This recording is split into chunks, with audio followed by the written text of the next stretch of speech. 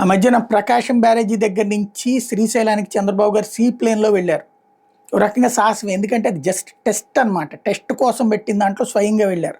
అంతకుముందు కూడా sea plane YCP హయాంలో కూడా ఓసారి పరీక్షను చూశారు. కాకపోతే ఆ సీ ప్లేన్ ప్రాజెక్ట్ ఇక్కడ సక్సెస్ అవుతుందా లేదా అన్న పాయింట్ దగ్గర ఆగిపోయింది. అయితే బాబు గారు ఇనిషియేటివ్ తీసుకోవడంతో త్వరలో అది అమల్లోకి వస్తుందనుకున్నారు. అయితే చాలా రోజులు గడిచిపోయింది.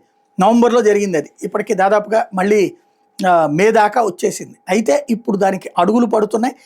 విమానాశ్రయంలో రన్వే మీద దూసుకెళ్ళి ఆపై ఎక్కడో జలాశయానికి చేరుకుని అక్కడ నీటిపై తేలియాడుతూ మళ్ళీ నింగిలోకి ఎగిరి వివరించేలా చేసే సీప్లేన్ సేవలు రాష్ట్రంలో త్వరలో అందుబాటులోకి రాబోతున్నాయి. పర్యాటకాన్ని ప్రోత్సహించేలా ఈ సర్వీసులు నడిపేందుకు మొత్తం 11 ప్రాంతాల లొకేషన్లను ప్రభుత్వం గుర్తించింది. అందులో 8 చోట్ల నుంచి సర్వీసులు నడిపేందుకు వీలుగా టెక్నో ఫీజిబిలిటీ నివేదిక డిపిఆర్ తయారీకి టెండర్లు పిలిచింది. తొలి దశలో అమరావతి, ప్రకాశం బ్యారేజ్, తిరుపతి, కళ్యాణి డ్యాం, గండికోట నుంచి సర్వీసులు నడిపేందుకు వీలుగా డిపిఆర్ తయారు చేయాలని నిర్ణయించింది. అమరావతి, గండికోట డిపిఆర్ బాధ్యతలు రైట్స్ సంస్థకి, తిరుపతిని ఫీడ్బ్యాక్ హైవేస్ సంస్థకి అప్పగించింది. ఆయా ప్రాంతాల నుంచి సర్వీసులు నడిపేందుకు ఆసక్తి చూపిన సంస్థలతో అధికారులు సంప్రదింపులు జరుపుతున్నారు.